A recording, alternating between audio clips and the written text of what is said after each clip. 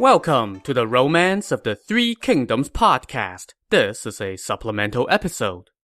So from time to time, listeners will write in and ask if I can do a supplemental episode on this or that side character. Alas, the answer in most cases is that I just don't have enough historical material about those characters, or that their historical lives do not differ enough from their characters in the novel for me to do a whole supplemental episode on any one of them. But, now that the show is winding down, I would like to use this episode to do a rapid-fire look at a number of side characters. But instead of doing their life stories, I'm just going to give one interesting tidbit about each of these characters. So let's start with the characters in the Kingdom of Wei, and I'm going to expand this to include people who served under Cao Cao, which was technically before the founding of the Wei, and people who served in the successor kingdom of Jin, which seized power from the Wei in the final pages of the novel.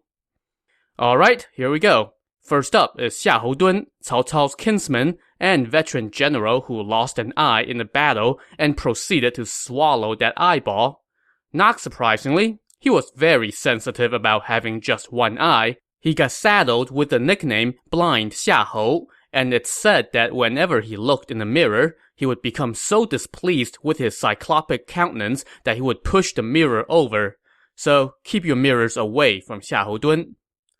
Next, we have Xiahou Yuan, who was also Cao Cao's kinsman and a trusted general. Now, remember that he got chopped in two by the Shu general Huang Zhong in a showdown at Dingjun Mountain in the region of Hanzhong. In the novel, Huang Zhong had laid a clever trap, luring Xiahou Yuan into complacency before charging down the mountain to catch him off guard for the easy kill. In real life, however, Xiahou Yuan's death went a bit differently. He and his comrade Zhang He were attacking Shu camps at Dingjun Mountain. He and Zhang He were each defending one end of their camps. Liu Bei devised a scheme where he had his men burn the barricade of brambles that defended Xiahou Yuan's camp and then attacked Zhang He's side of the camps, putting him in some danger. So Xiahou Yuan responded by sending part of his troops to go help Zhang He. Meanwhile, Xiahou Yuan personally led the cleanup effort over at his own camp. But while he was busy helping to rebuild the barricades, the Shu general Huang Zhong attacked, caught Xiahou Yuan isolated and flat-footed, and killed him. When Cao Cao got word of Xiahou Yuan's death, he lamented how Xiahou Yuan was always personally sharing his soldiers' burdens by doing basically grunt work alongside the rank and file. In fact, Cao Cao said, "As a commander, you should not even personally go fight, much less go help rebuild the barricade." Also, there's an interesting postscript here. After he was killed, Xiahou Yuan got a proper burial, not from Cao Cao, but from Liu Bei. Remember that in the supplemental episode about Zhang Fei, we mentioned how Zhang Fei abducted Xiahou Yuan's niece for his wife. That niece now went to beg Liu Bei to give her uncle some dignity in death, and Liu Bei concurred. Moving on, we come to the general Xu Huang, the guy who wielded a big battle axe. In real life, much like in the novel, he was one of Cao Cao's best generals and was responsible for many victories. However, he was also apparently a very humble man who rarely asked for rewards after a victory. He would often say, "The ancients were always worried about not meeting a worthy liege. I am fortunate to have found mine, so I should render service and repay him. I am not doing this for personal glory." Next, we have Xu Chu, aka Mad Tiger. In the novel, he was a ferocious warrior and a trusted bodyguard for Cao Cao. And in real life, he saved Cao Cao more than once. One story that the novel did not cover happened when Cao Cao was facing off against Yuan Shao at the Battle of Guandu. Some of Cao Cao's men conspired to assassinate him, but could never find the opportunity with Xu Chu around. Eventually, they found a brief opening when Xu Chu stepped away to take a rest. The conspirators sneaked into Cao Cao's tent with knives, ready to stab him, but, lo and behold, there was Xu Chu standing right next to Cao Cao. Turns out Xu Chu felt restless and uneasy at home, so he returned immediately to Cao Cao. and when he saw these men enter the tent and panic at the sight of him, he knew something was up. Before long, all the conspirators lay dead, and from that moment on, Cao Cao trusted Xu Chu even more and always brought Mad Tiger along wherever he went. Next up, the General Zhang He. In the novel, he was known for his valor, but not necessarily his smarts. In real life, though, he actually showed that he was quite savvy. In fact, he seems to have been the one who was primarily responsible for defeating Zhuge Liang's forces at Jieting to halt one of Zhuge Liang's more successful incursions into the north. Later, in 228, when Zhuge Liang launched another invasion, the Wei Emperor Cao Rui sent Zhang He to stop him. When Zhang He was setting out from the capital, the emperor asked him if he thought Zhuge Liang would have captured the location he was attacking by the time Zhang He got there. But Zhang He knew that Zhuge Liang was venturing deep into enemy territory without sufficient supplies, so he told the emperor that he thought Zhuge Liang would actually have retreated by the time he got there. And as soon as he arrived on the scene, Zhuge Liang was indeed forced to retreat. But poor Zhang He just couldn't catch a break in the novel. In fact, the cause of his own demise was flipped. In the novel, when Zhuge Liang was on the retreat, Zhang He insisted on giving chase despite Sima Yi's caution, and ended up running into a trap and getting himself killed by arrows. In real life, though, it was Sima Yi who insisted on chasing Zhuge Liang, and Zhang He who was preaching caution. But Sima Yi outranked Zhang He, so Zhang He had no choice but to play the good soldier and give chase as he was ordered. And sure enough, he ran into an ambush and got killed by arrows. Moving along, we come to the General Yue Jin, and one fun fact about him is that he was apparently small but fierce. He had a short stature but was always courageous on the battlefield. And that was it. Next up, Li Dian, another veteran officer who accompanied Cao Cao on many of his campaigns. Interestingly enough, when he was young, Li Dian was actually into books, not war, but something obviously changed along the way. He cut his teeth on helping to put down the Yellow Turban Rebellion and later served Cao Cao.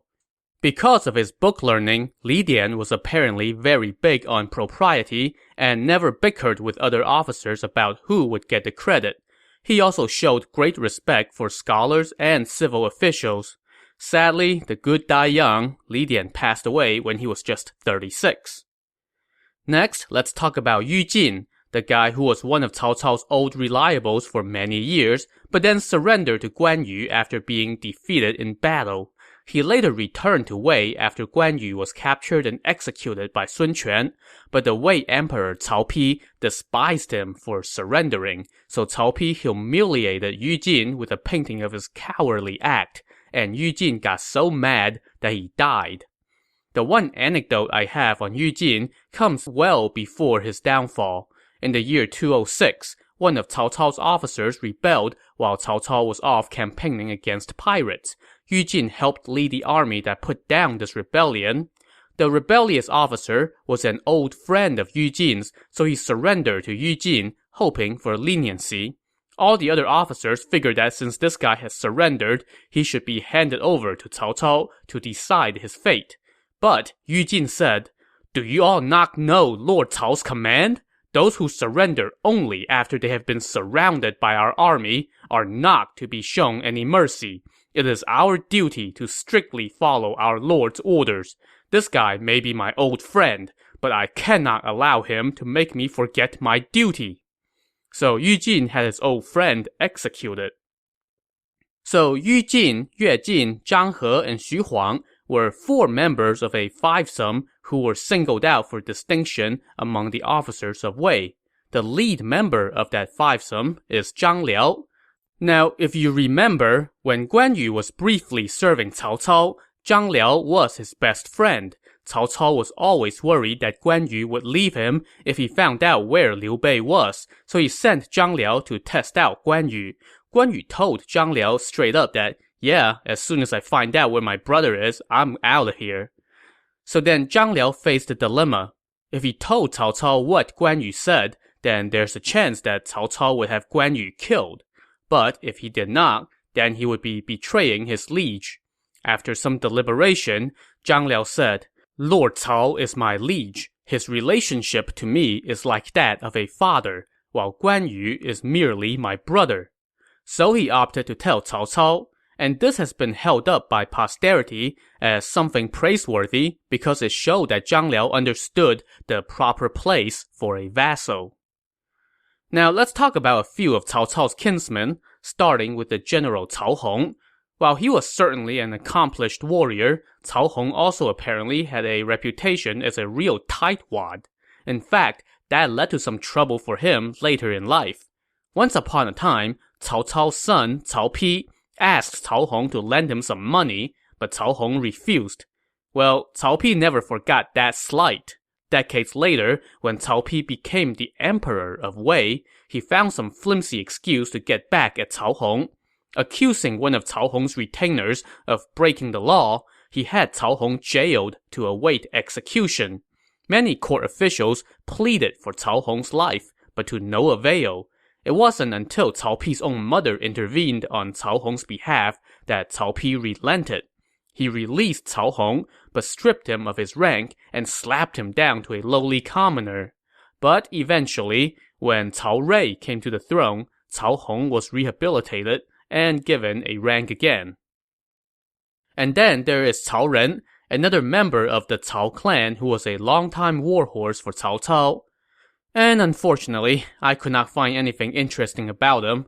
Seriously, he fought a bunch of battles, was a trusted and reliable commander, and that was about it in the historical records.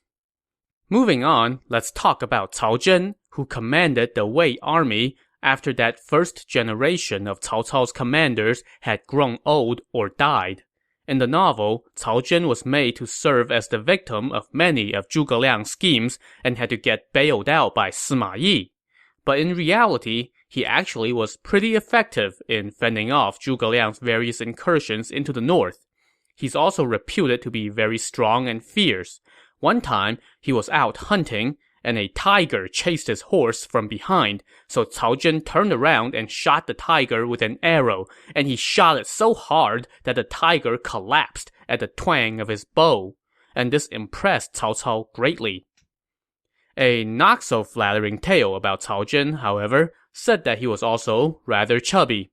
One time, at a feast, one of the Emperor Cao Pi's officials decided to provide some entertainment by having actors portray the chubby Cao Zhen and another officer who was very skinny. Cao Zhen did not take kindly to this, and he and the official who planned the show almost came to blows with swords. Now that we have covered Cao Cao's generals, let's talk about a few of his advisors. First up is Xun Yu.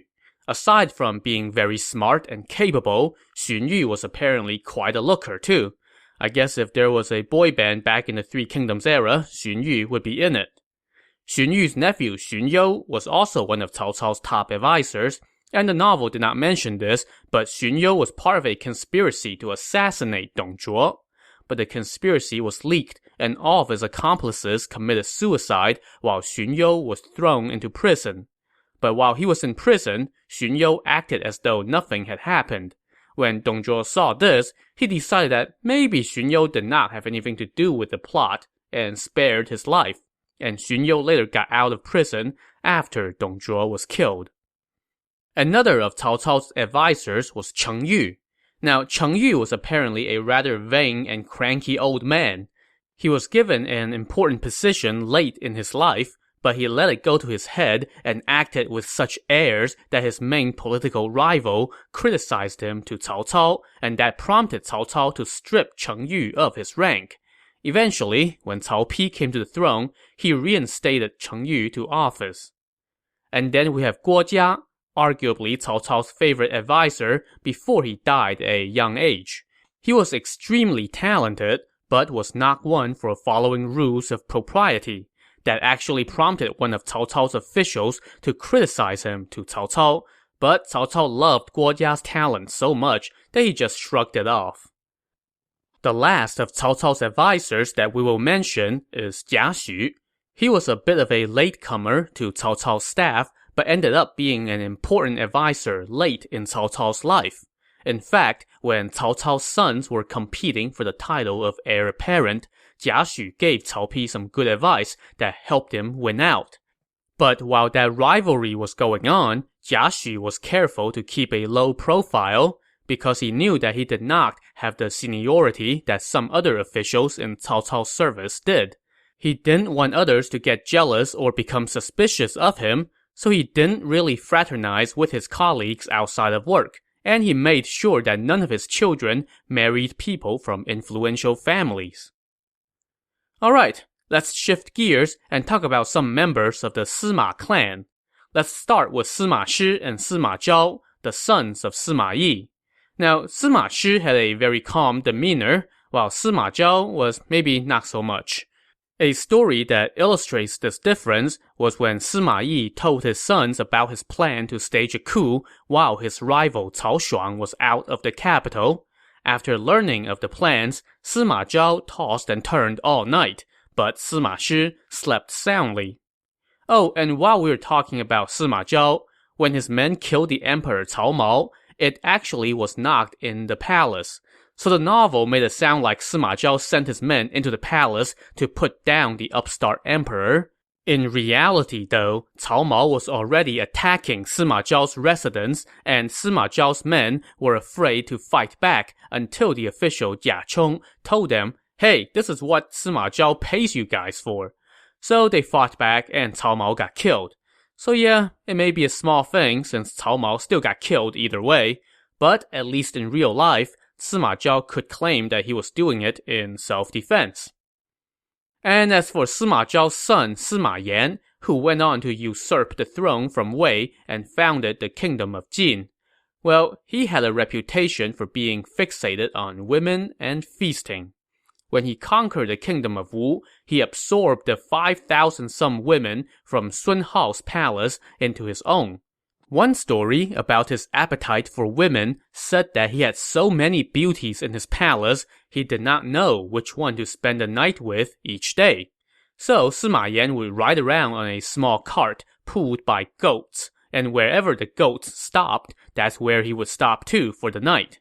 So, to increase their chances of receiving his favor, the palace women would put bamboo leaves and salt outside their quarters in order to get the goats to stop there. Okay, that's enough about the characters from the kingdom of Wei/Jin. Let's go look at the other two kingdoms, starting with Shu. Let's start with Zhao Yun. A listener asked me if my favorite character had changed now that I have gone through the entire novel, and the answer is nope, Zhao Yun is still my favorite.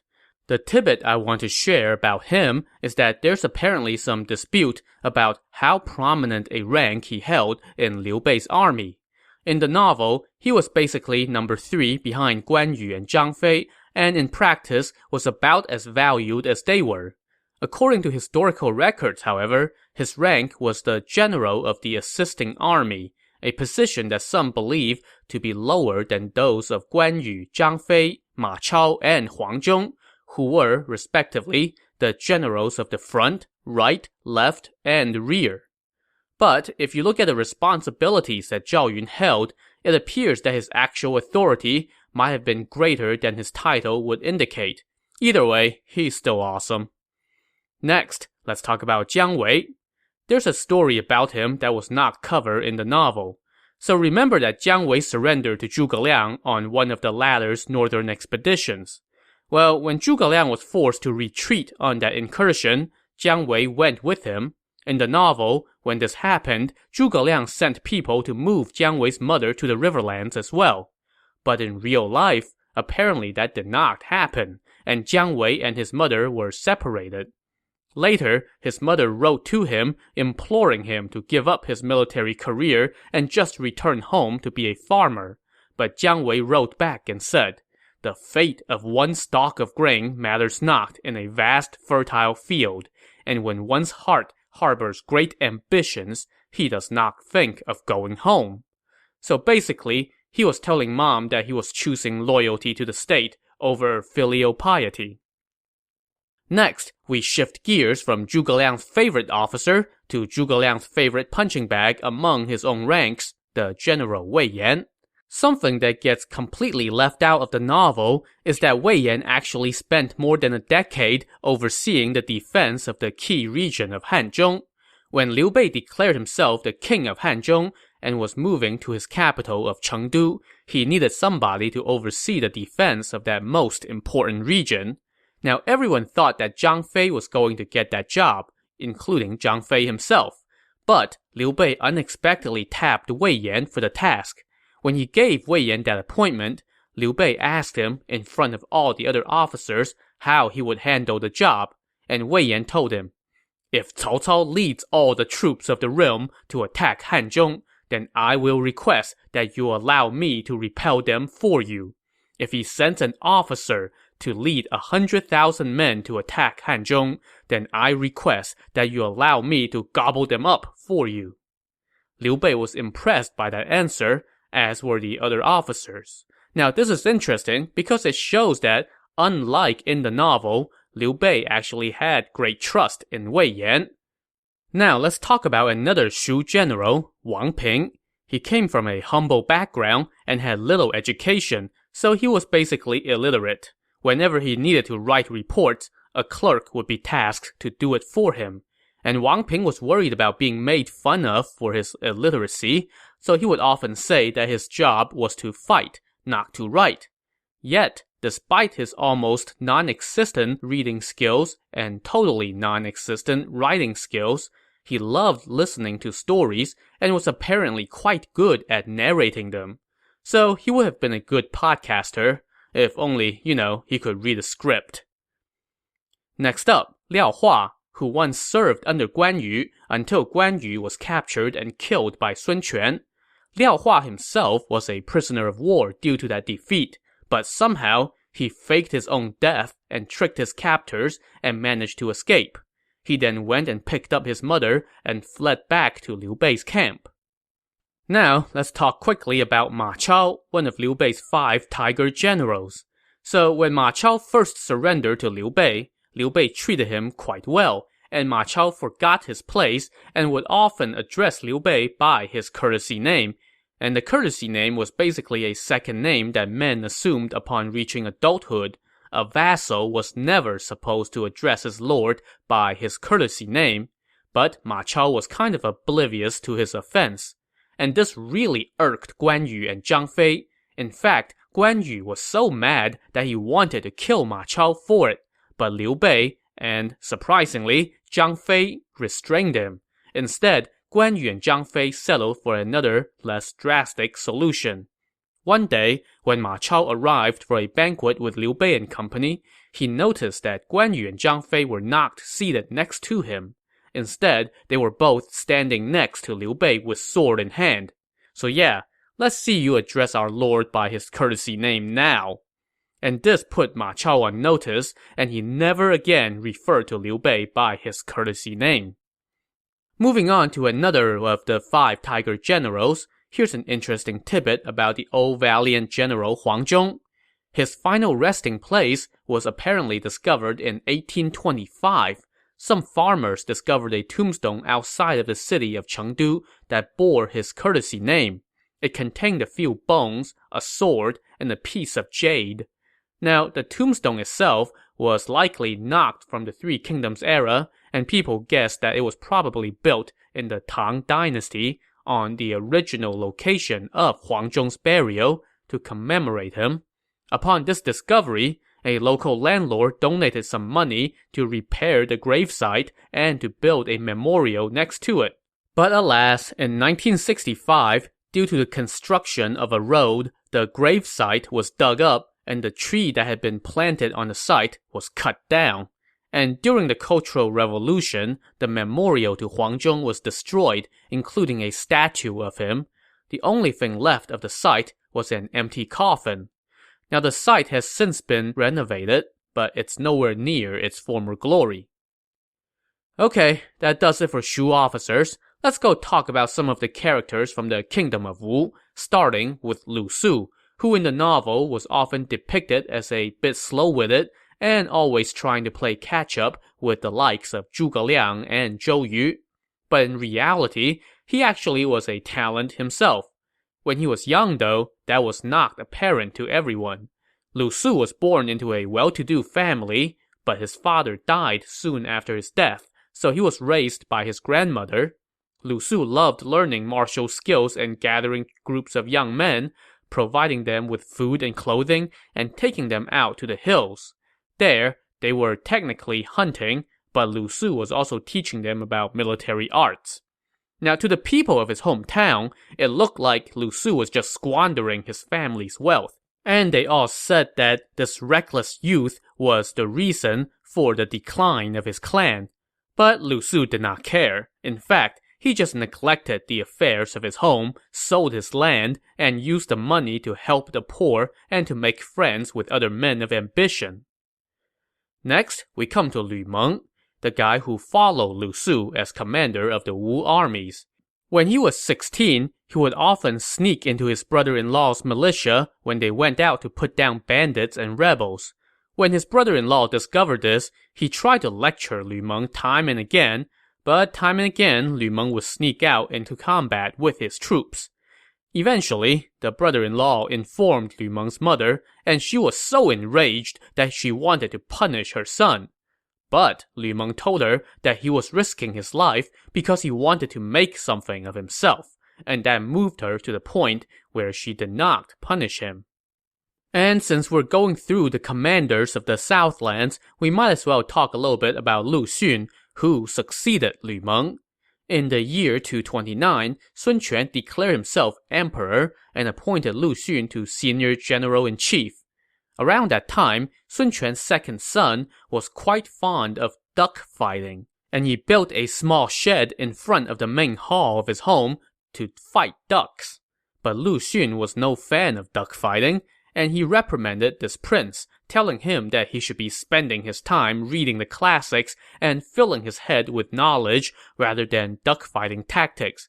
Ashamed, the prince tore down the shed. Next, let's talk about one of the old-timers, one of the guys who were with the Sun family from the beginning of their rise, the General Cheng Pu. Now, he was the eldest of the military officers in Sun Quan's service, and his colleagues would often refer to him as Elder Cheng. Cheng Pu was also said to have enjoyed mingling with scholars, which was not exactly something one would expect of a military man. But lest you think he went soft in his old age, according to the Book of Wu, 3 months before his death, Cheng Pu killed hundreds of traitors and had their bodies thrown into a fire. So yeah, he went out strong. Now, let's talk about Gan Ning, one of the Southland's top warriors. As you might expect from a ferocious warrior, Gan Ning had an ill temper. According to the records of the Three Kingdoms, one of his kitchen servants once did something to offend him, and the servant was afraid of being punished, so he fled and sought refuge with Gan Ning's comrade, Lu Meng. Now, Lu Meng was afraid that Gan Ning would try to kill the guy, so he took the man in. Well, Gan Ning went to pay a visit to Lu Meng's mother, lavished her with gifts, and made a promise that he would not kill the attendant. So Lu Meng returned the attendant to Gan Ning. But won't you know it, as soon as Gan Ning got his hands on the guy, he tied him to a tree and put an arrow through him. Lu Meng was naturally outraged and declared that he would kill Gan Ning for this.